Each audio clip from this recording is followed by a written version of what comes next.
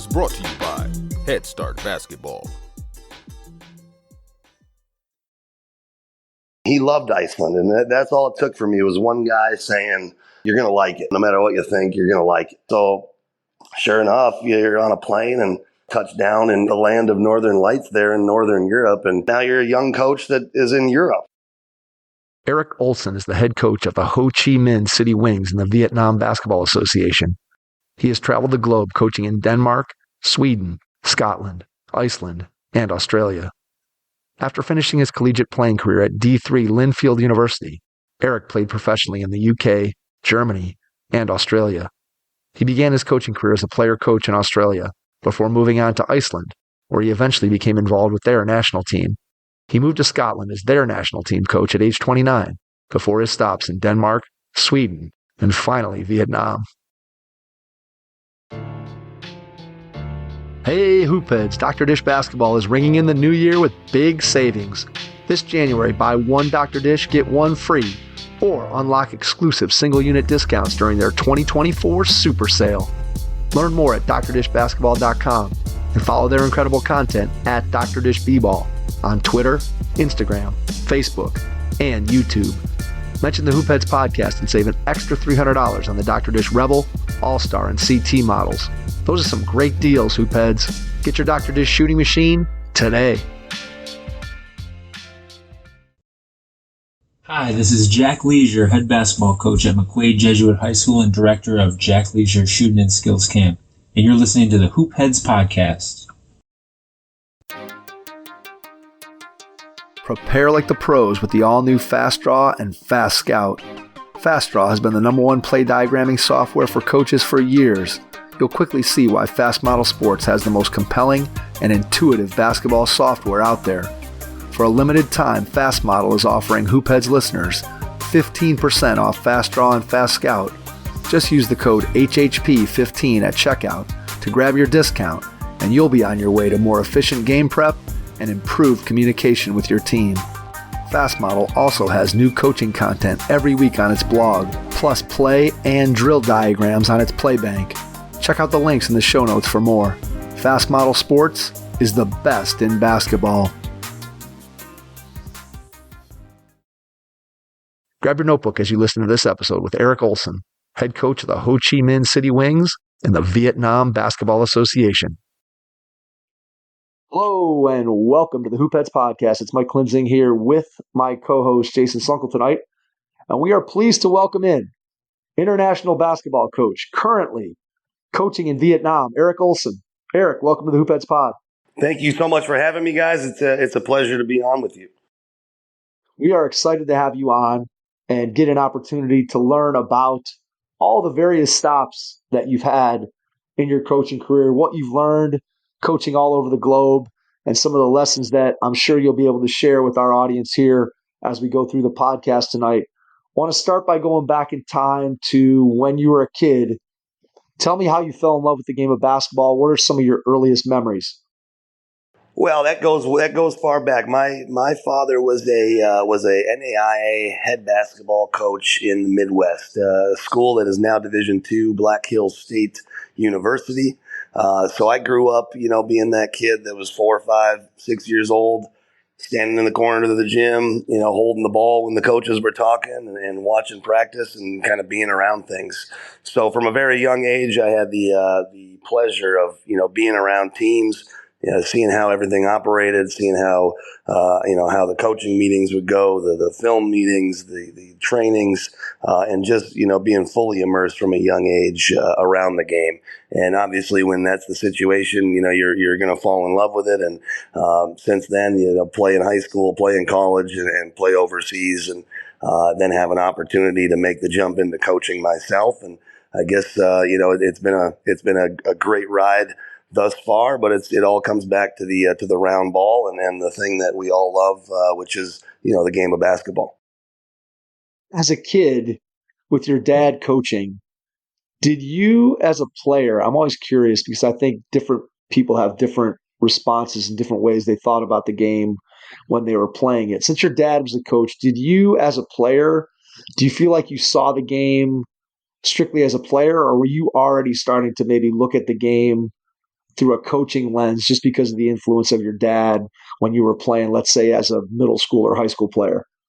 Yeah, I think for sure I would see the game as a coach, even if I didn't quite realize it. Drawing plays on a napkin, maybe as a kid, which not really a normal activity for a kid to be drawing Right. X's and O's on a napkin because you see your old man doing it, or you see the coaching staff doing it. So I think I definitely think the coaching influence was there from a young age, and then you're the captain of your high school team or a captain of your college team, and you are going to act more strategically like a coach, maybe at certain times. So that influence was certainly pretty profound on my career. Seeing the game from a different lens, right? How much influence did your dad have over your development as a player? So as you started to take the game more seriously, as you got a little bit older, how did your dad help you to improve? Was he hands on, hands off? What was that relationship like between the two of you in terms of not just father son, but also kind of player coach? Sure. I mean, it's of course, coaches' kids are usually going to be pushed a little bit more. You're getting coached, at a younger age versus just involving in the game. So, I certainly remember my father. The American dream. You're outside in the driveway, shooting hoops, playing one on one. That type of stuff. And then as you get older. I was very fortunate to have really good coaches that would, put me through workouts or, give me feedback or try to, support my development. So I really had a good mix of, my father, of course, being hands-on and wanting his son to succeed and wanting to help and wanting to be a good father. Also had, like his staff, his assistants, even his players sometimes, they'd want to put you through a workout or come watch a game and give you feedback. So it was really, I was fortunate as a player to really have that, to have that access, obviously. And those things stick with you. So, some of my good friends now, even at this point in life are still the guys that 20 years ago, 25 years ago were rebounding for you and trying to, get your follow through right and your footwork right. Right. Right. Absolutely. Absolutely. All right. So as a high school player, give me your favorite memory. What's something that sticks out? Could be a game, could be a moment, could be just the general experience of teammates. Just what sticks out for you when you think about your high school career? Yeah, for me, there's, of course, like everybody, there's a lot of memories. I particularly remember being a very young, skinny shooting guard that was a sophomore in Minnesota playing in the state tournament. And our team was the Moorhead Spuds. We were in the northern part of Minnesota at the moment, and we were playing against Chris Humphrey's high school team from Hopkins High School in Minnesota. And he was the player of the year in the state of Minnesota at the time, and we were the kids from the sticks up there outside of the city. And I vividly remember just the level of that game. Myself not being ready to compete, at that level as a sophomore. And watching Chris Humphreys go out there and really just dominate the game from A to Z for 32 minutes. It's something that stuck with me, going, into junior, senior year and into college, just watching elite players, even from a young age and seeing the noticeable difference in the effect they can have on a game and how comfortable they are playing the game. And, I can still remember, Chris Humphreys getting the ball, 14 feet from the basket, and it was just a bucket every single time. Just that game, that sticks into my memory bank as one of those, wow, you're sitting here as a kid trying to get on the court and you're watching Chris Humphreys drop 40 on you and you're 15, 16 years old. And that one sticks with me. It's kind of amazing when you think about guys like that who eventually obviously make it to the NBA. And clearly there are some guys that are late bloomers. And then there are some guys who, when you see them as a high school player and you just see the level of physical tools that they have, to say nothing of their basketball skills, but just from a a body standpoint, how differently those guys are built. I mean, I had two experiences. Actually, I had three. So one was Jerome Lane way back in the day. And Jerome Lane was just like, dude was built, his legs were like tree trunks. I remember being on the floor with him at one point. And then obviously I never played with LeBron, but saw LeBron as a high school player and clearly a man among boys. And then the other guy I saw back when he was in high school, and this was even pre-internet, I watched him play. I wasn't on the court with him, but heard about this guy here in Ohio, Jimmy Jackson, who played for Toledo Macomber High School. And I saw him when he was a sophomore. My dad and I drove to a game, and we had never seen a picture of him, never knew anything about him, just had heard about this kid. And we show up and we're like, wonder if we're going to be able to tell who he is. And sure enough, he comes out for warm-ups. You're like, yeah, that one. You're like, that one's Jimmy Jackson. Clearly, was built exactly like he was built when he was a rookie with the Dallas Mavericks. He looked exactly the same as when he was in 10th grade. And those guys they're just built differently. That's the Chris Humphries story. Same thing, man amongst boys at the time. His body didn't really change for in those years after. But like you said, it's sure noticeable when you when you watch a game and some of these elite guys. It stands out to you. Now it's a different game. Obviously, there's so many high level players, and it's the game has really developed and grown, and the gap is much smaller.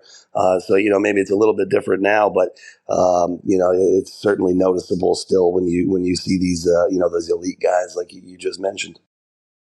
Absolutely. All right, tell me a little bit about your college decision, how you end up going to Linfield, what the recruiting process was like for you, and when did college basketball start to get on your radar? I mean, I was a small school guy, right? As we're transitioning there from talking about LeBron and Chris Humphries, and I was a Division III basketball player, right? My recruitment was much different. I would try to get myself seen. I would go to exposure camps, the 5-star invitational. Anywhere you could go where you were going to be around good players and college coaches. And like you mentioned earlier, late bloomer, early bloomer myself, being a Division III basketball player, I was a late bloomer.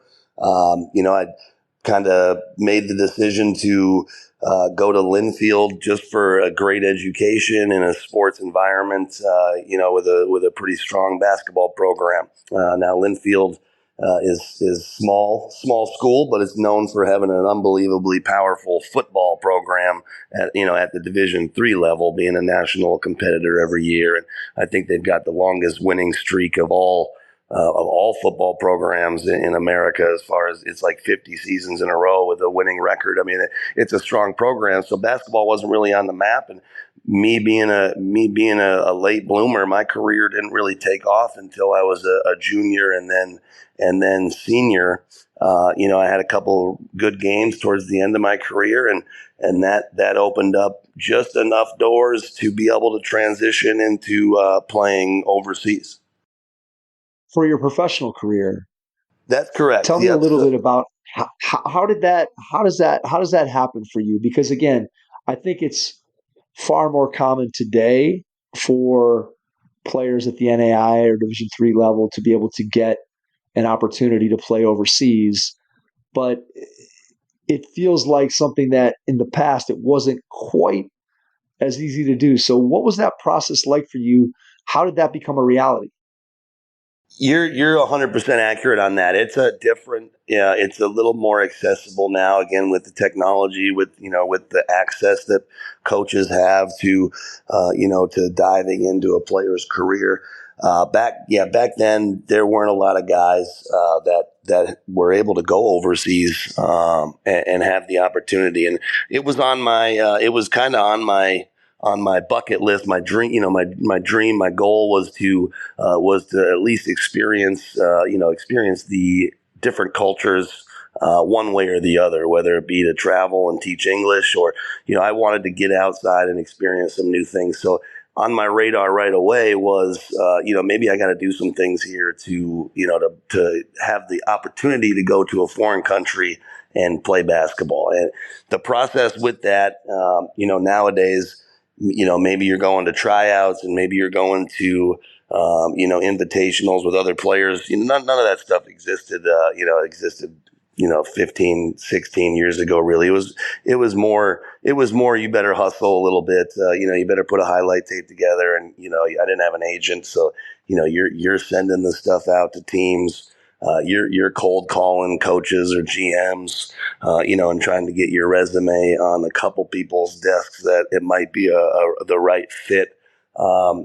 So that was kind of my process at that time. I had a really strong second half of my senior season, and I would just take those games, full games, highlight tapes, and and send it via email or a phone call to as many people as I could. And one day the phone rings and you get an opportunity to actually go somewhere, and that's sometimes it takes one opportunity, and the rest is kind of history in some ways. Where was the first place you went? Well, the first opportunity I had was to go to Scotland, actually, in the United Kingdom. And it was a small level. Coach John Bunyan, who was a very storied coach in the United Kingdom, an older gentleman, been coaching 20 years and kind of built the program from the ground up. They picked up the phone and wanted me to come for a 3-month stint for not a lot of money, and to stay with a Scottish family inside their house as a homestay. So again, if you want to have the opportunity to jump overseas and maybe start something, you're ideally, you might have some things you think you might need, a salary, a decent amount of money, and I didn't have any of that. It was like a $500 a month type of gig and stay with the family. What was it like for you going overseas as a young guy? Obviously, in the UK, you don't maybe have quite the same language barrier that you might initially in another country, which I know you played in Germany, and we could talk a little about that. But just what was the adjustment like for you no longer living in your home country? Forget about the basketball side of it. Sure. And that's one thing that I would recommend to everybody graduating from university, or a younger student athlete or student in general that's about to start their career. I mean, for me, seeing something new and getting outside the U.S., outside of your comfort zone, outside of your bubble, for me it was life changing. Obviously, just to experience new things, meet new people, and be pushed to adapt. So moving outside the U.S., as a young kid, to be honest with you, to be fully honest, I didn't really think about it. It was more just here's this opportunity. I'd like to give it a go. Like to take a chance and, really see what could happen. Obviously basketball wise, you want to keep playing, you want to have an opportunity to, to keep doing what you love. But other times you just have to jump into an opportunity and make it work. And that's really what it was for me at that age. You got a guy that you don't know, you've never met, he's telling you you're going to stay with this really nice family in Scotland. You don't really know what you're getting into. But there you go. 1 week later, you're on a plane. You just get your passport. You never used it. You're looking at this thing and, what am I getting into? And, that it was kind of just, he was right. It was a great family. It was a really good situation. It was a small town in Scotland. We ended up going 3 months and winning the Scottish Cup. Their first time for the club. I was MVP of the Scottish League that season. So things could have gone much different if you go out there and don't win, or you don't put the pieces together. That could have been my one and only opportunity. But it turned out the other way, where it worked for both sides, and you're able to kind of build off that and take it to the next opportunity. Or did you stay in the UK after that, or did you immediately move? I know you eventually ended up in Germany next. Right. Was that an immediate move, or did you stay in Scotland for a little bit of time? Right from that season, again, being a guy that didn't have an agent, didn't have anybody representing me at that time. I took that film, and those stats and those connections. I went right to Germany and tried to find a team that would consider employing me for the following season. So went to Germany, traveled around Nuremberg and Berlin, south of Germany, the north of Germany, and just, again, try to get in the gym, try to meet some coaches, try to play in some open runs, be a part of a couple teams in their off season and make a good impression. So it was really, it went immediately right into, I better find the next opportunity because I don't want to go home and start a real job. So I went right out and got out there and tried to find the next gig. And it worked enough. I was able to jump in with a Pro B team at the time. They're now Pro A, and this was a team called Ihingen in the south of Germany, and they were a strong team. And I was only able to spend 2 months with them before statistically not being good enough, right? So I went there. I had a good opportunity to continue to play. You're in practice. You're trying to get better, and then the coach brings you in and says, you're not the right fit for the group. We need a bigger guard. They brought in a Division I guy, and just like that, my German experience was over. So now you're back to the drawing board. Now again, if you don't have an agent and you're not a high-powered D1 guy or a Division II All-American or whatever it might be, I had to go back to the drawing board, and then from there, the next couple of years got really interesting. With the opportunities I had to take and try to make work. And so I ended up taking a high school job from Germany. I took a high school job in Idaho that was immediately open. Like 2 weeks later, it was open after getting cut. And now I'm a 23-year-old, head basketball coach in Idaho, in the middle of nowhere. Okay. So now I'm a basketball coach in Sun Valley, Idaho, a great little town, a skiing town with a population that didn't give a lick about basketball. But I did that for 4 months and built that program up. And then again, the phone rings and now I have a chance to go to Australia and play. So I finished the season as a coach. I'm 23 years old, and I immediately flew to Australia to spend the next 6 months playing in the Waratah League of Australia. Okay, and that was like a year round coach in Idaho. Go to Australia, and now I've added a third country, kind of to the resume, and. Yeah, I did that for 2 years. So I went back to Idaho after I played in Australia, and then I went back to Australia again a second time as a player coach, which was also kind of common back in the day. There was, player coaches.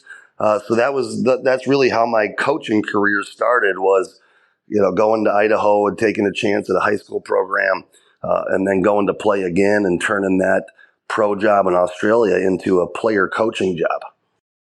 All right, so let me dive into your mentality at that point where you're back in Australia to play. You're also coaching this team in Idaho. Was there any thought when you were in Idaho that was the place you wanted to be? And maybe you were looking for a more settled life, or were you still, hey, I want to be in Australia? At that point, I really still wanted to be a player, which is what it was. I was 23, 24 years old in that period. I really wanted to see if I could continue to play. So when I was in Idaho, I was coaching, 16-year-old kids. It was really a good learning experience. I learned a lot about the game, actually, trying to teach guys that couldn't dribble, pass, or shoot. I learned a lot. I learned a lot about the game of basketball from being in that type of situation. So I was hungry as a mentality. You asked, I was hungry to just keep building. Whatever it was going to be, to try to keep building experiences and like a network of contacts. And that's so when the phone rang the second time in Australia to come back as a player coach, it was kind of like a no-brainer. What a cool experience to be playing professionally in Australia, and they're going to give you the reins of the team to be the coach as well. I mean, it was kind of a unique, a really unique opportunity at that time. And those player coaching jobs are gone now. You don't really see that anymore anywhere. But to be doing that at 24 years old, player coach in Australia, I mean, it was a once in a lifetime opportunity. And, we had a lot of fun doing it. We had some success doing it. And, that's where my early career, early life of being around coaches and being, drawing plays on the napkin. And, now you have to mesh, being a good player and, being the right coach for what the team needs. So for me, those were just kind of like unbelievable experiences to go from Idaho, guys that can't dribble, pass, or shoot to, the small high school level in a ski town to going to Australia to being a professional player coach. I mean, those are two opposite ends of the spectrum. All right. So this is a first on the pod, a player coach. So what I want to know is, how do you balance what you're doing as a player with what you're doing as a coach? Did you lean more one way or the other? Obviously, at this point, you're young. You went back to Australia because, Sure. as you said, you still wanted to play. So I'm just curious what the mentality was, maybe how you split your thoughts in terms of how much were you focused on your performance as a player versus what you had to do as a coach? Yeah, that's a great question. I mean, I often think back about what my mentality was, at that point in my career. And, I mean, you had to be a good player to keep your job first. That was ultimately, they needed to win. They wanted their import player, as they would call it in Australia. They wanted their import player to produce. So you had to be aggressive. You had to maybe shoot the ball a couple more times than you normally would want as a coach, right? You had to force some of the action sometimes. Right. But I was fortunate because we had a very talented team. So we were able to, and they were an experienced team. So we were really able to, like, you could say, let's go 4 out with one low post. Let's go 5 out, or let's run flex. We were able to kind of do some things like basic, just with having a smart group that was pretty talented. So we were able to kind of play good team basketball, score a lot of points. We brought a lot of fans into the club and really built it up. And by the end of the season, we were. I got Coach of the Year, Player of the Year award, in Australia, and our team won. We were in the finals that year. So, I mean, we ended up hitting on everything. Sometimes you hit, sometimes you miss. That group really dialed in and hit. But, me being our coach's kid, again, I was always thinking about coaching, what we got to do defensively, what's not working pick and roll wise, what's our change of pace defense that we can go to. So player coach, 24 years old, I was still thinking about, we got to play winning basketball, and that's, if you want to do that, then your equations get simpler if you just want to play good basketball. Yeah, that makes sense. I mean, I think from a standpoint of, right, you're trying to put together, no matter whether you're on the player side or you're the coaching side, you're trying to put together a winning team. You're trying to put Right. together a good combination. You're trying to do things that are going to help your team to be successful. You're just kind of looking at it from dual perspectives Sure. at the same time, which is really interesting. Were you at this tough. point? I mean, so it was yeah, tough because you got it. to keep guys, you got to keep guys motivated, and you don't want to be you can't be the guy that's, it's all about you taking the shots and getting your own, you can't have that. So you had to show that you were about the team. So, we made it an emphasis to be the best defensive team in the league. So, we were on each other. We had a good atmosphere of toughness. We were just kind of like united on the defensive side of the ball, and that really kind of built up our core and our mentality to where everybody trusted each other. Everybody knew that coach isn't here to get his own, that type of mentality. Because when you're in a foreign country, and you're the new guy, right? Or you're the outsider, maybe not the new guy, but you're the outsider to the culture. You really got to get people on board with you. And they got to know that you really have their best interest at heart, and you got to mean it. And some of those guys in Australia are still great friends of mine. a long time later. I talked to my assistant coach yesterday. We, talking about technology and the access we get. You can pick up the phone and, and call people around the world. So Australia, these were really like development jobs early in my career. That gave me a great foundation forward and a lot of tough situations to be in that you can build off of. At this point, so you got a couple seasons of experience in Idaho. You got this player coach experience under your belt in Australia. At this point, what are you thinking about in terms of a longer term plan for your career? Are you thinking, hey, I really am enjoying this professional basketball experience. This is kind of the direction that I want to go with it. Was there ever a thought to come back to the States and be, okay, I'm going to get a teaching job and be a high school coach, or maybe I want to get in and coach at the college level? What were you thinking about? Or did you have a plan, or was it more just, hey, whatever the next opportunity is, I'm going to take a look at it? What were you thinking at that point? At that point, I was thinking. I was definitely thinking about how to get into the highest level of basketball I could at that point. If that meant being an NCAA assistant, that was on the table. And those were things that I would consider. The development league and G League, it was a different thing. It was a different thing back then. So for me, it was kind of like the route was probably going to be NCAA, high school, obviously, but you have to factor in. I didn't want to be a teacher at that point. I wanted to stay in basketball at a high level. So I just kind of just buckled down, and I remember interviewing for assistance jobs at the NCAA level. But at that time, I'm 25 years old, and then I was a player coach in Australia. I didn't have a great resume at that point. Plus all the connections that later I would add for recruitment around Scandinavia and Europe. I didn't have that stuff at that point. So I wasn't that attractive as a 25-year-old guy trying to get into an assistant situation at the NCAA level. So once I realized that, the challenge became, how can I build off this, this into something bigger? And then again, the phone rings one day. Maybe 2 weeks after going through this process, and you're stuck a little bit into what you want to do. The phone rings, and I get an opportunity to go to Iceland, and I didn't even know where Iceland was on the map at that point. So I'm in Australia, and I get a call to go to Iceland again, other side of the world.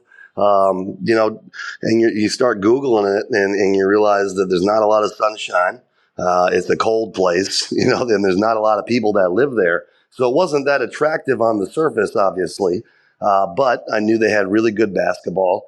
And I had known an American coach, Jeff Cotilla was his name, who he was a very connected guy in Scandinavia. And he was a college coach for a long time. And he made the jump into being a professional coach after he met his wife. And he loved Iceland. And that's all it took for me was one guy saying, you're going to like it. No matter what you think, you're going to like it. So sure enough, you're on a plane and touch down in the land of Northern Lights there in Northern Europe. And now now you're a young coach that is in Europe. And we were a bad team. We were in the second division of the Icelandic Pro League, and it was a tough job, but I had to take it, and so I was done playing. I was not a player coach. I was not a guy trying to play. I knew my career was over at that point, but here I was trying to build now a team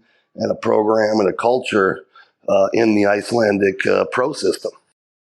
How did you go about putting together sort of your philosophy of how you wanted to play? Who were your influences in terms of, from an X's and O's, offensive and defensive philosophy? How did you kind of build that as a head coach? Well, I think being the first, that's a great question. I think this a little bit. I think being a young guy, I was a young coach. Many of the players I had were older than me. At that age, a lot of the guys were older than me, were veteran guys. I mean, you have this idea of how you want to play. what style you would like to play. And then you look at your roster and you think, can they do that? Or are we capable of winning if we do this? So at that age, my philosophy was really like, what can we do with this group to give us the best chance to win? Regardless of like how I want to play, what kind of Princeton action we want, I would like to run, or, flashy defensive look at that time, whatever it might be.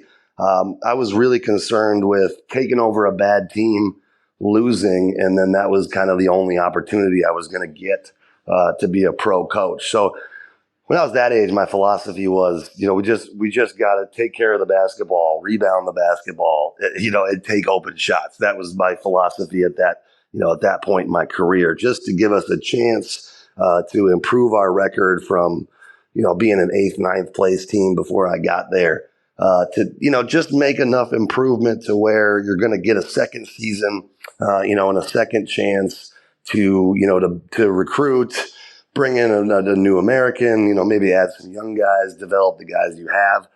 For me, it was like a 2-year season, that first job in Iceland, kind of a 2-year season where you're trying to get to year 2, trying to improve your record and build some momentum. So my philosophy really was quite simple at that stage in my career. Like David Blatt was the guy that everybody in Europe that was foreign, an American guy, everybody would look up to, this American coach that was at a high level. David Blatt was, he was rolling in Europe at that time. He was well respected. So like, these are the guys you would watch and you'd say like, wow, how'd he get to his level in Europe? Being an outsider, being the only foreigner in that country. The 4 years I was in Iceland, I was the only American there for 4 years. So there weren't a lot of American guys, trying to get into the European system yet. And that's changed over the last 5, 6, 7 years. There's a lot more Americans now. But back then there just weren't that many guys, that were, trying to break into the European, system, right? It's a completely different thing. So I was one of the only, the young coach from America in Iceland. And first year, we were just trying to go from 9th to 7th, and that's exactly what we did. We went from 9th to 7th place, and we got the contract for year 2. And we're trying to go back to the drawing board and see how we can be more successful again. Describe the process for, let's just go with Iceland, bringing players onto your team. What did that process look like? How involved were you in helping to select the players as the head coach, and just kind of how that club system worked in Iceland? Sure. That's how coaches will, you'll fail or you'll succeed with, your recruitment that's such an important part of the job. And it's different at a high level, high level EuroLeague. Sometimes the scout might have more power than anybody in the club. But at those levels, lower end of pro basketball in Europe, the coach is bringing in the guys, and, the coach better bring in good guys or it's not going to work. I went kind of, when I was signing my first Americans, I was looking at guys like myself, Division II, Division III guys that I knew could adapt, that I knew would really be about the program and the culture. I signed one of Don Meyer's players when he was at Northern States, Colin Pryor. He was an All-American at Northern States. He played for Don Meyer late in his career. And Don Meyer and my dad used to coach against each other in the Midwest. So once I saw his name and saw he was a Division II All-American coming out of Don Meyer's program, I thought that was the guy that I needed to bring in. And we only got one import, for example, in Iceland back then. It's changed now. You get multiple. In some leagues, you get 5, 6. I've had that as well, but it's a tough thing signing players. Nowadays it's agents and it's scouts and it's but I had to watch a lot of games on my own and make a lot of calls. And I went with someone I trusted, and that was one of Don Meyer's players. Trust your gut, right? Trust your gut. It worked out. He was a great guy. He was all about the team. he stayed with me for 2 years in Iceland, and we ended up my third season winning the league and moving up into the top division, and he was as much a part of that as anybody. So sometimes again you hit, sometimes you miss. He was the perfect fit at the perfect time for that group, and he's actually still in Iceland. He's married an Icelandic girl. He's played for the national team. He's really had a good career. From that first signing, kind of same story as me, maybe take an opportunity and run with it. And he's certainly on that boat as well. What is the level of pro basketball in Iceland? What does it compare to here in the U.S. in terms of level of play? That's it's a good question. At the top league in Iceland now it's and even then it was open for. You'd have a handful of foreigners. We had a couple Division I players. We had sent a couple young kids to play Division II basketball in America later. I think it was like average to pretty good, Division II level of basketball, right? I mean, you've got some guys that are major conference players that are there as the foreigners. You'll have some really decent European guys that have played in America at the Division I level. And then, your 7th, 8th, 9th man are Division III level players. So it averaged out into being like a Division II or competitive NAIA level of basketball in the Icelandic League. And then, then that's the bottom tier of European basketball. Would be like Iceland and Luxembourg. These countries are on the smaller end of European basketball. Talk about being involved with the Icelandic national team and what that process looks like for getting involved in it, and then how you go about putting together a national team and just what that experience was like. National teams are the just incredible experience. I mean, to be a part of someone else's national team program, obviously, it's not the USA, it's not the country you were born in, it's not the country you watch on TV. So I just felt an incredible sense of pride to be a part of like the Iceland national team. For me, I took pride in it. The players, it was their life. It was, there was a lot of national pride in Iceland being a small country. They're very good at sports. The football team has been in the World Cup.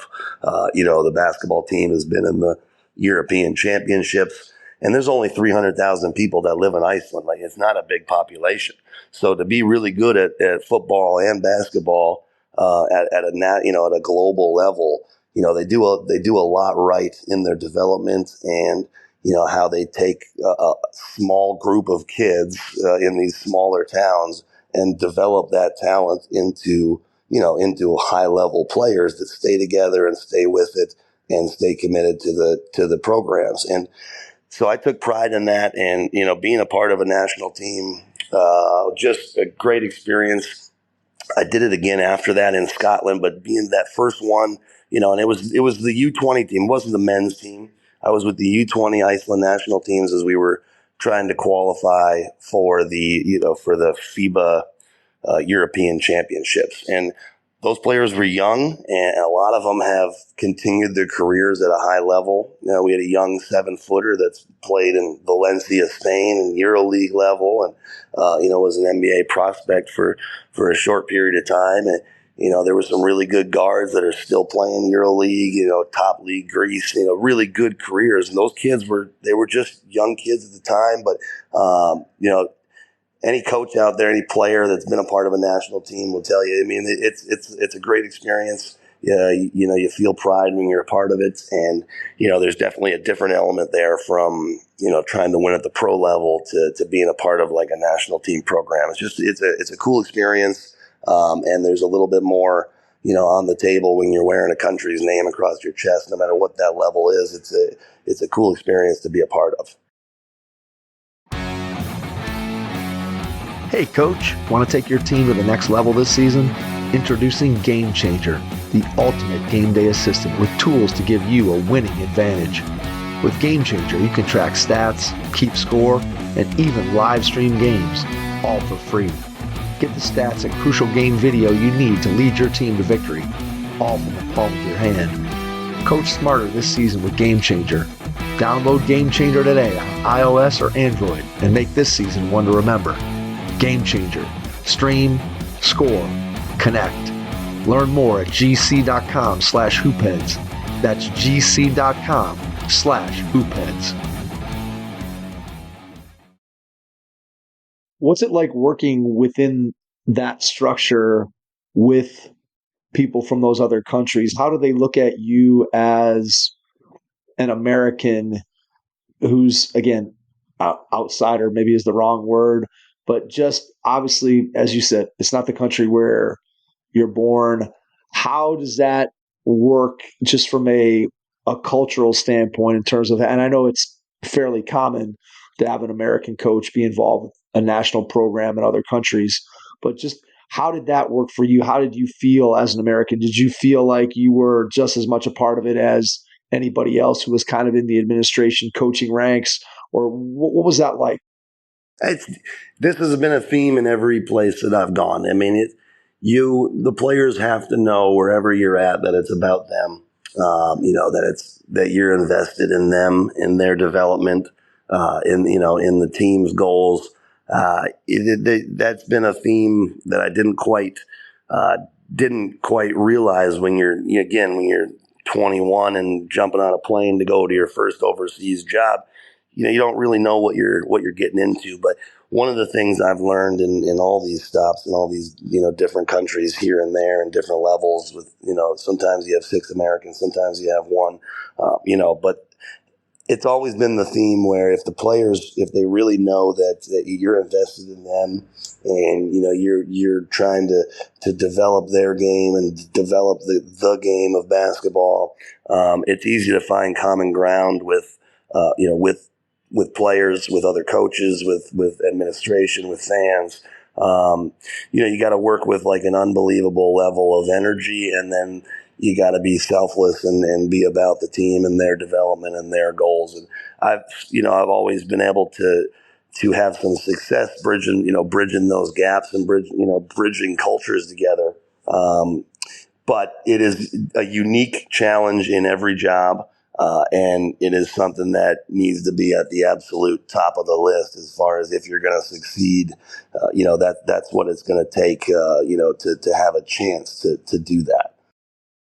Now let's build on that thought just in general as a coach, because what I hear you saying is that you've kind of got to get the players to buy in and get them to believe that you're on their side. You're there to help them to grow and improve and do what you can to make their experience the best one possible and help them to get better as a player.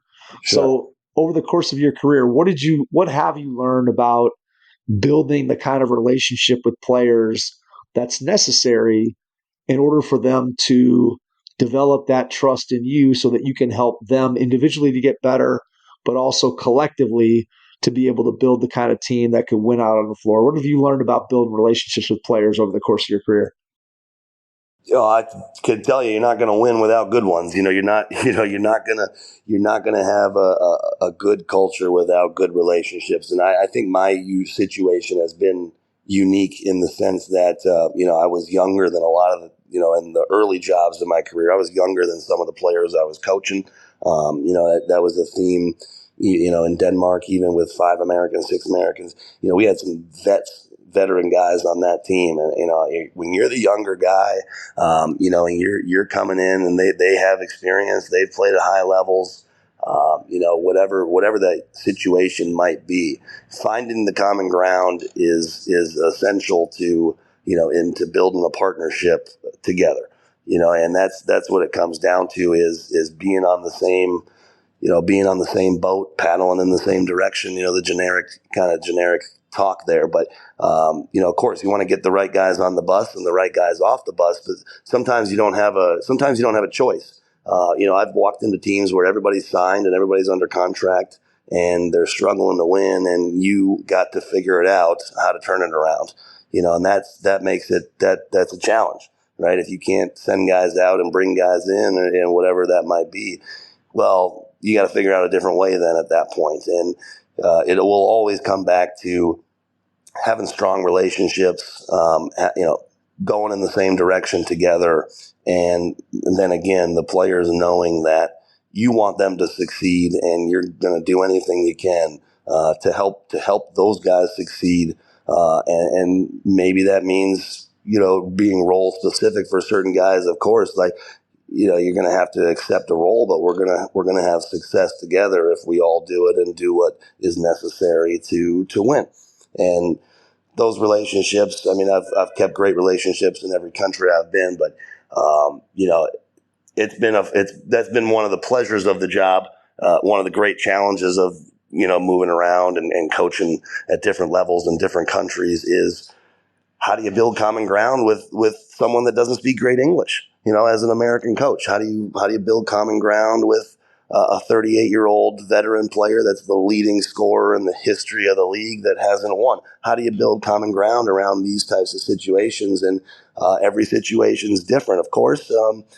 But I think the ultimate takeaway there is, as far as how you're going to build a relationship, is commitment to each other and the players and the management and everybody knowing that you're a selfless person that is trying to do the right thing at the right time, for the team. And I think if you do those things, you'll have a chance to succeed, no matter where you're at or what level, you're doing what you do. In places where you've been, where there is a language barrier, how much of the language, in terms of just maybe picking up phrases and tidbits of the language, how much do you pick up in the time while you're coaching? How comfortable you get with maybe understanding some basic things or being able to say some few basic things in the language? What does that look like? Yeah, that's a tough task. I mean, Iceland was a great example there. That's one of the most difficult, oldest languages, in the world.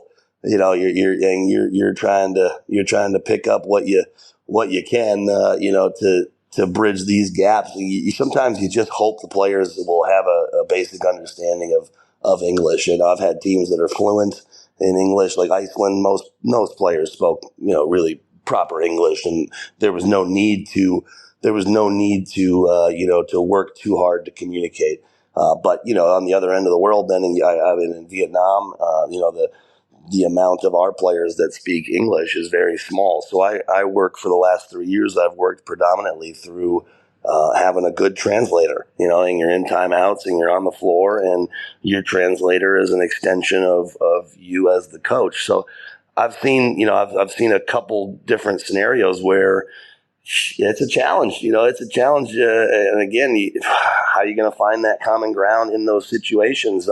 But I've tried to take a little bit of the language in everywhere I've gone. So, I could still go back to Iceland and hopefully I could navigate a little bit if I got into a jam with the language there. And, Sweden and Denmark, where they're all, there's some similarities there between the languages. So you were able to feel a little bit more comfortable if you would, leave the apartment and you could, half read a sign or half get things done in the community.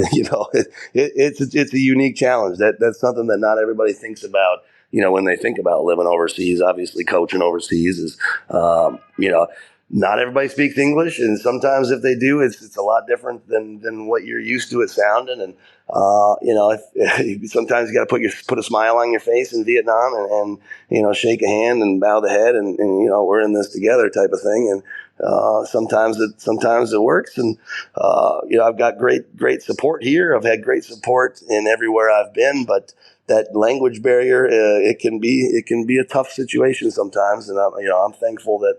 I'm thankful to have good people around me that have really, supported me along the way in each of these jobs. And if you don't have that, if you're on your own, it's a tough thing. I've seen some Americans that, didn't have great support and didn't hit when it was, close. And every job's tough and every job's unique. How about off the court? So, I mean, on the practice floor, obviously you're communicating, you kind of have the same mission. But off the court, you still have to live your life during the time when you're not coaching. Mm-hmm. So what's that like when you're in a place where you don't speak the language? Just how do you go about navigating through your daily life while you're coaching in a place where you don't speak the language? Yeah, again, I've had jobs where you have some free time, and I've also, Iceland's a great example. I spent 4 years there. I coached the U16 team, I coached the U18 team, I coached the U20 team, I coached the men's pro team, and I ran the basketball academy, which is the only academy in Iceland at that time. So for 3 of those 4 years, I was coaching all day. I was in the gym, and that was why I went there, was to be in the lab, to learn as much as I could and work with as many players as I could, and try to develop a style and a methodology to how you build players. And so that was my Iceland experience, was, coaching 16s, 18s, U20, pro team, academy, and being involved with the national team. So that was a lot of basketball. So to be honest, I didn't do too much outside of the gym, in a town of 6,000 people in Iceland, right? It was not a big population. There wasn't a whole lot to do, and it was dark all day.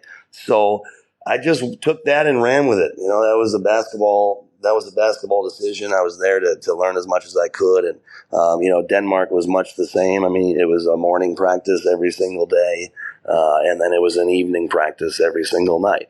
And, and a lot of games mixed in between that. So, I guess you better love what you do, right? And I think for me, I love coaching and I love working with players. I love watching our opponent and putting a game plan together. And I just enjoy the process of what a season looks like and what a development model looks like in the game of basketball. So I'm thankful that basketball is and has been, my life up to this point. So, to answer your question, I guess not a whole lot outside of the gym, right? It's, you better love what you do, and basketball better be it if you're going to live in a foreign country and you know what I mean, and try to build a basketball career. All right. Talk to me a little bit about, and again, we're just talking generalities here, because obviously I know that each situation, each team, each country is a little bit different, but just in terms of generally, how do you put together a practice plan? What's your process for, okay, the previous day's practice ends, or the previous night's game is over and we're going to practice the next day? Just walk me through how you put together that practice plan, and then what you're trying to make sure that you incorporate in that plan on a daily basis. Sure. I'll take that from my Vietnamese, experience out here. But universally, and through my career, one of the things I learned from being around, coaches and career coaches and young assistants, and my father, older coach, and watching Don Meyer on the other sideline, being around the game, I've been a believer that it's what my team needs this week. As far as in season, what do we need this week? As far as like what do we got to do to get better? What's the short term vision this week of what we got to do to be successful? And I've got my core belief in fundamentals. You gotta shoot, you gotta ball handle, you gotta finish, you gotta do footwork stuff. You have these core things that you have to do, that you want to change and you want to keep challenging, of course. And that's off season, in season. You need to have a vision for, what are the core fundamentals that, these players need. Like this guy needs or that guy needs, and then our whole group, what do we need? You have to have that, of course. But basketball wise, X's and O's and strategy of a team. I've always been, what do we need in the short term? And if we're going to add something, we probably might need to subtract something on the other end of that to simplify. And not letting your playbook get too long, or your scouting report become too complicated. I believe in keeping things simple and keeping the game what it is, which is sometimes it's a simple game, and a lot of teams will beat themselves, before somebody else will beat you. So I believe in fundamentals, and I believe in daily process of improvement, and then as a bigger picture, I believe in what our team needs in the short term. That's how I would approach every day with how I'm going to build my practice for that day, for that week, and a lot of times you're going to play a game on a Monday and you're going to play another game on a Friday. So whatever that might be, you'll have a couple days in between, of course, and it needs to be get better, but rest and recover, and then we better be tighter as a group the next game. So these are all factors within your processing. But again, that's what I love about it. I think that's what most coaches love about it is the day to day and the process and the improvement, and then the challenges that it brings. Talk to me a little bit about the scouting process when you're looking at an opponent, you're watching film. What are some of the things that you look for that A, you can attack offensively, or B, that you feel like you need to defend defensively? And obviously, I know there's a ton of things that different teams do, and we can't get into every single specific, but just in general, what are some things that when you're watching a team on film, you want to know for sure heading into that next game? What are some of the key things that you're looking for when you watch film and you scout a team? I mean, I've early in my career I like to consider myself an offensive coach early. I really cared about the offensive side of the ball, and like again, running good stuff, and like what system you want to play, and sometimes your team doesn't have those capabilities, doesn't match that vision, so you have to adapt. But I've fallen in love over the last 7-8 years with having defensive-minded teams, having really tough teams that are going to dive on the ground, and we're going to talk, and we're going to get back and work together and move together and talk together and rebound together. I mean, I've always just taken pride in being a good defensive team, and in Europe, that you see both, right? You see teams that are going to run and press, and just like America, you're going to get a little bit of that, and you're going to get Serbian teams, and different countries that are going to run offense for 20 seconds and only shoot in the last 4 seconds of a shot clock. I mean, so you're not going to be able to cover everything, within a game. You have to take away the primary option. That is obviously what the first thing we're trying to do is take away their primary bread and butter, either scorer or bread and butter set. You want to take away their comfort level with their go-to, whatever it is. The percentage of times that the other team is going to run an action or isolate this player or look for this. I mean, I think first has got to come back to, you want to take away their plan A, force them to play into their plan B and plan C within their offense. And every team, again, on a short turnaround sometimes or a long turnaround, whatever it's going to be, you got to focus first on taking away their primary option and not having your core, your core defensive, philosophies got to stay in place. For me, I like to switch. I like to pressure up and front the post when we can, and rotate and scramble, and run teams off the 3-point line. I mean, with a 24-second shot clock, it's the game in Europe becomes much less manageable. From an NCAA game where you get 4 media timeouts. You get timeouts you can call on the fly. If you don't like what you're seeing, you can call a timeout as a coach. Being in Europe and being in the FIBA game, you have to do your work, before the game, and then you have to adjust in the timeouts that you do get, which not that many, right? So, you've got your core philosophies, and you've got what we're trying to take away, plan A and plan B, what we need to take away. And then you're in a game and you've got to adjust. You've got to be able to take those 2 timeouts that you get and change the rhythm of the game, within those timeouts, because you're just going to have less time, to talk, to manage. The media timeouts are gone. You're just going to get less time in the game in FIBA, and it just kind of goes up and down and flows a little bit differently.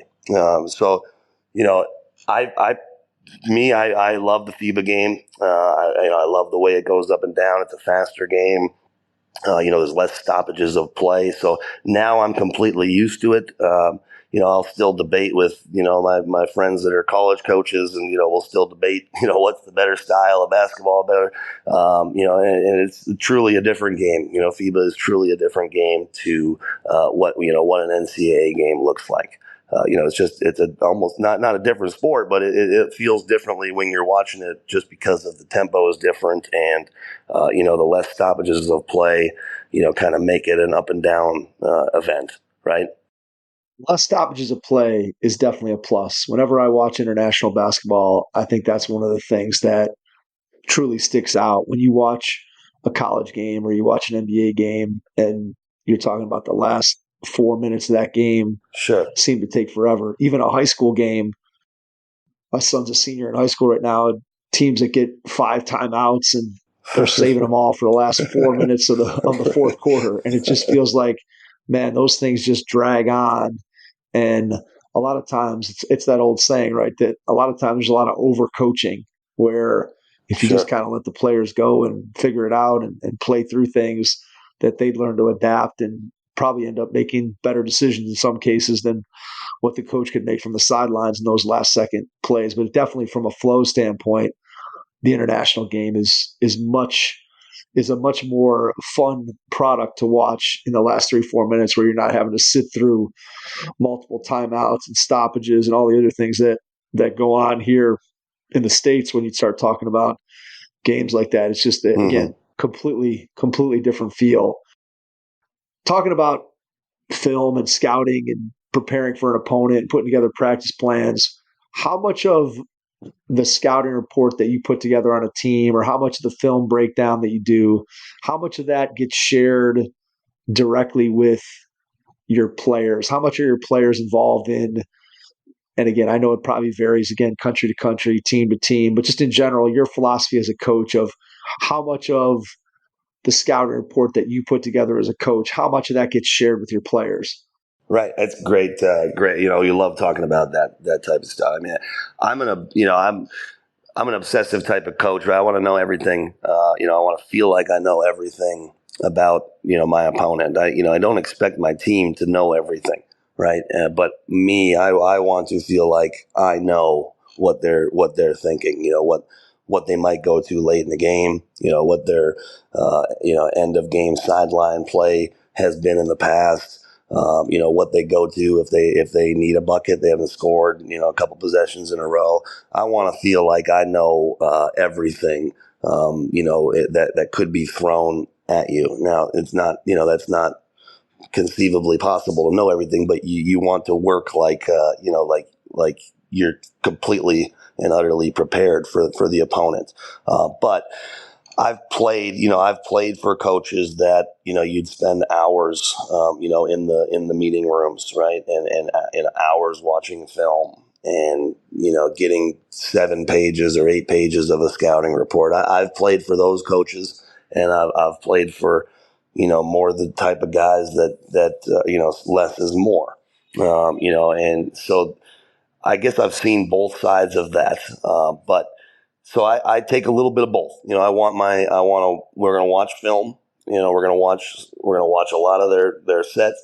We're going to watch a lot of personnel. We're going to keep our core philosophies, pretty consistent from week to week. Maybe change one guy, take one guy out of the pack, or whatever it might be to keep it simple, but take away what they want to do.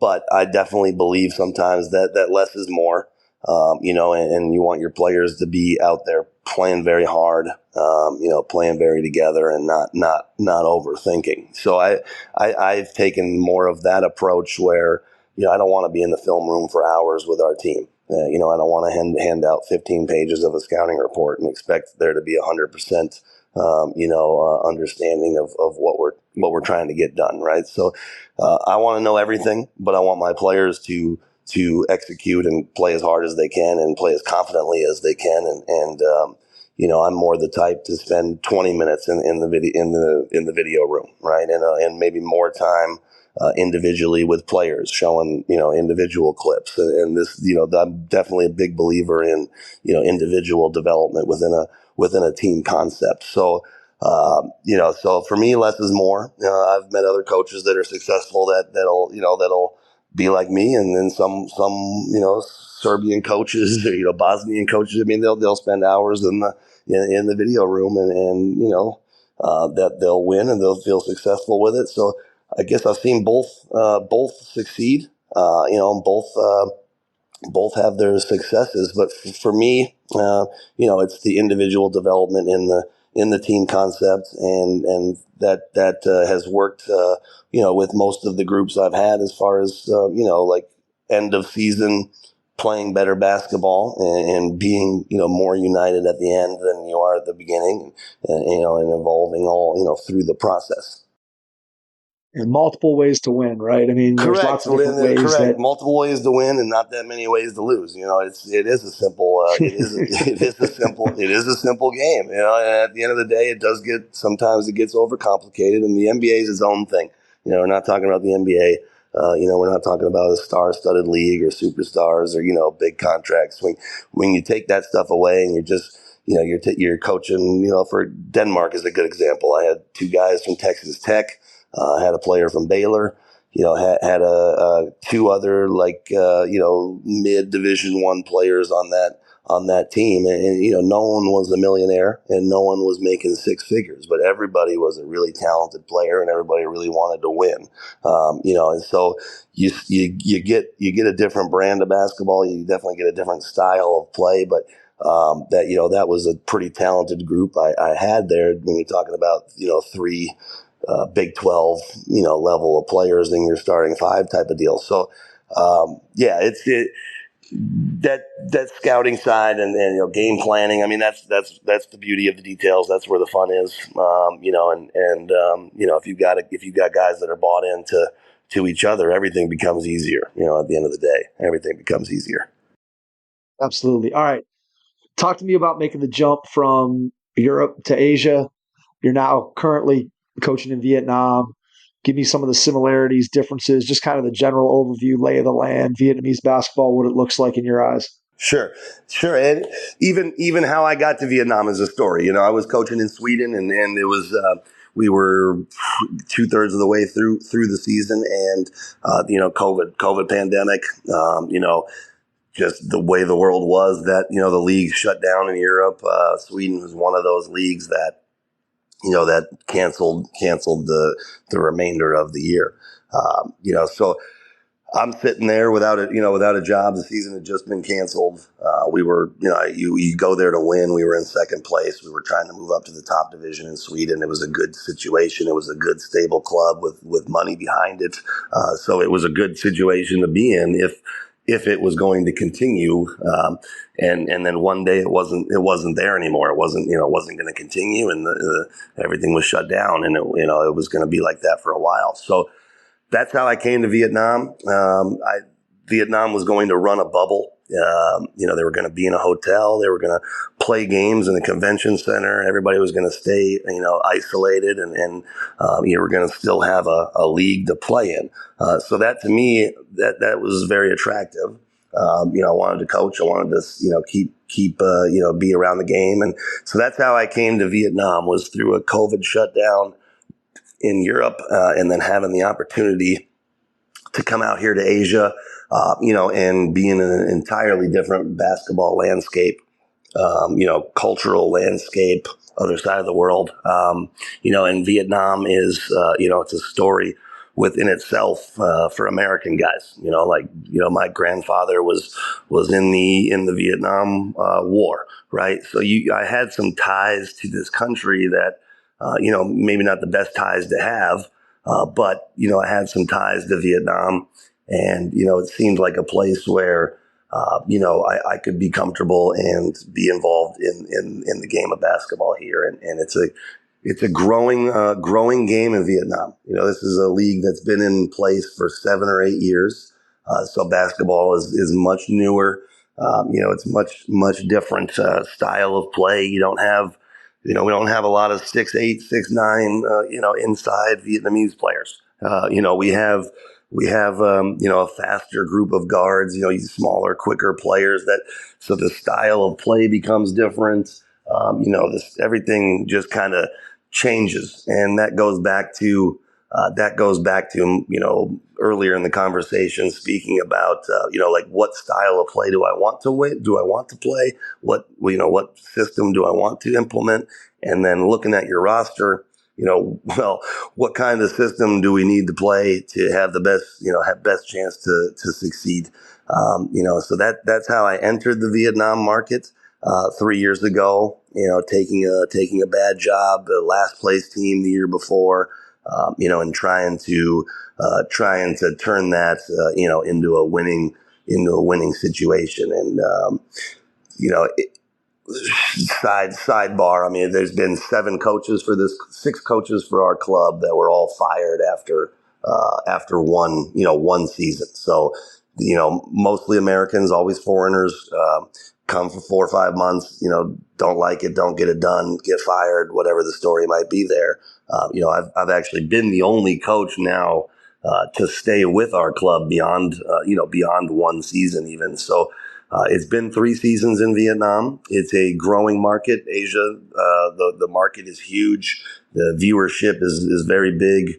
There's a lot of engagement behind the sport. So it's been a great experience as far as seeing the game again through a different lens. But subjectively not as high of a level of play as what was happening in Europe, with the 5-6 Americans.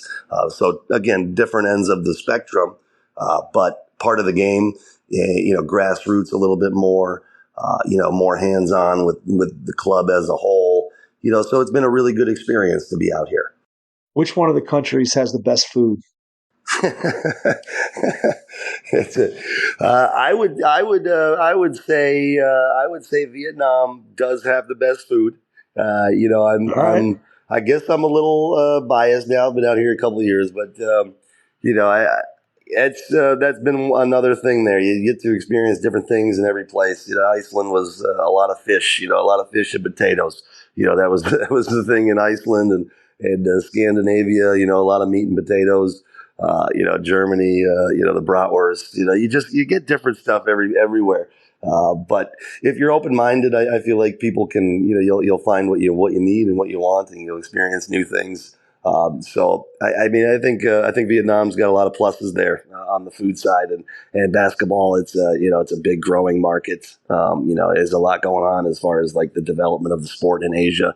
It's definitely there's a lot of money behind the development of the game. And the business venture with things. So, I've definitely seen things from a different perspective now coming out here, and I would imagine most people don't know that Vietnam has a professional basketball team. I did not know that until I needed to know, and it's not like Sweden, or Germany where it's a pretty good league. It's been different in many respects. And I'll have to take this opportunity and, you'll have to turn it into, a different one, wherever that might be. And I think that's always the challenge of taking these jobs. And, I'm still one of the younger coaches, around Asia. I'm 36 years old. I've had a lot of experience as a head coach in different countries. So I can always look back and then look forward again and just kind of be excited about what that next opportunity might be, when it does come. All right. This is my standard question for anybody who has experience in any way, shape, or form with overseas basketball. What is your craziest story? PG-13 version. Your craziest story. Could be on the court, could be off the court. Just the funniest, craziest story that when somebody kind of asks you to tell them what the experience is like, give me that story. Well, I can't tell you anything about Vietnam because I'm still currently in Vietnam. So we'll leave that. I understand. We'll leave that off the table. Understood. I always go back to being in Iceland or Australia, but we'll pick Iceland for this one. And the life-threatening bus trips that you would have to take, through some of these countries that you're not flying. There's not a big budget for a coach bus. So. Some of these trips, where you're going to drive 10 hours. I remember a 10-hour trip in Iceland, okay, on a minivan, through a dark winter storm, through the cliffs and along the ocean roads and the glaciers. And, I will always tell these stories to people, and, you're holding on for dear life on some of these trips where you don't know if you're going to make it. You've been on a bus for 9 hours and you can't see anything, and then you got to play a game, and then again, you got to play a game. You got to win the game. You got to execute. You got to get off the bus with the right mentality, and get the job done. And then you got to drive back. I mean, I've had multiple situations like that in early in my career where you're talking about an 8, 9, 10-hour bus ride, play a game, and you're right back on the bus, driving back home. And I think that's the stuff that, people will see the basketball and people will see the journey. But the experiences come from the day to day, the people you're working with, the players you're working with, and the things that you ultimately go through together, and that's always been the highlight of my time overseas is the different people I've gotten to work with and meet, the different players that have played for Bobby Knight or played for Don Meyer, and now you're coaching them, and these are the highlights of doing what I've done over my career. But craziest story would have to be those, the 20-hour trips to play a game in a town of 5,000 people and not knowing if you're going to get back, safely to your home. Absolutely. There's been a handful of those where you're just closing your eyes and praying for good luck and and safety along the way. Absolutely. I can completely picture what that would be like. All right, Erik, I want to wrap it up with one final 2-part question. So part 1, when you look ahead over the next year or two, what do you see as being your biggest challenge? And then part 2, when you think about what you get to do day in and day out, what brings you the most joy? So your biggest challenge and then your biggest joy. Biggest challenge for a guy like me, a coach, a younger coach, still trying to get to a higher level. The biggest challenge is the influx of American coaches and foreign coaches that have, with the development of the game and the international growth of the game. For example, in Iceland was the only foreign coach. In Denmark, I was the only foreign coach, American coach. In Sweden, I was the only American coach in the league. And then now I've come to Vietnam, and there's a handful of American coaches, these years later. There's a handful of foreign guys. So I think the challenge in the coaching business is I'm not coaching in the NCAA level, so you might not have stability, right? You might not have a 3-year plan to build your program. I've been 2-4 at times in my career, and if you lose the next game, you feel like you're probably getting fired. That's happened. That's happened in my career. So the biggest challenge would be taking what you're currently tasked with and doing a great job. But the challenge is always going to be, you're going to need that. You're going to have to be building towards, the next thing. But you still have to be fully involved in what you're currently doing. Because if you're not, then you're not going to succeed. So that's the biggest challenge, is keeping that balance of A to Z, being a worker, outworking everybody that you can. And taking the most with what you have, but then at the same time building your career, and building what could be next, and networking what could be next. So that's a daily process, and that's something that I've done my whole career. Early on, not having an agent, trying to turn opportunity A to top opportunity B, C, while being fully invested every single day in every single practice, and every single second, trying to succeed within that moment. So that's a daily challenge. That's an every season challenge. But the greatest joy is always going to be that you're doing what you love. You get to work with players, you get to coach the game. You've had pros, I've had high level guys. I've had guys that can't dribble, pass, or shoot. I've had everything, I've had everything along the way. Right. But the greatest joy is that we get to do something we love. We get to do it all for the round ball. We get to be around a game of basketball and make it a part of your life. So I just love working with players. I love helping players get to the next level, whether that be a 16-year-old or, a 38-year-old that went to a Final Four with, Bobby Knight. You have both ends of the spectrum at all times. But the greatest joy is going to be, getting on the floor and working with people and being a part of something that's bigger than yourself, within a group dynamic. And, thankful to have had these experiences, and thankful to be able to share them with you guys, and talk a little bit about them. So it's been a pleasure. Really appreciate you guys, bringing me on board.